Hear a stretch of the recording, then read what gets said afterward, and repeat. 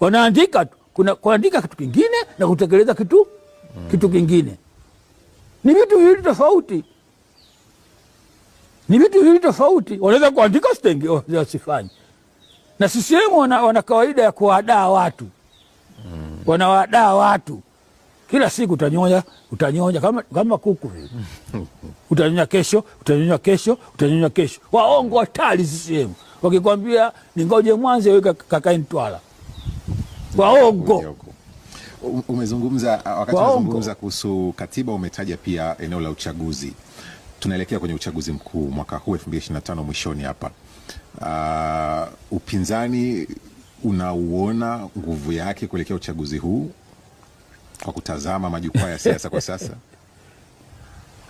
Kwanza uchaguzi huu unaokuja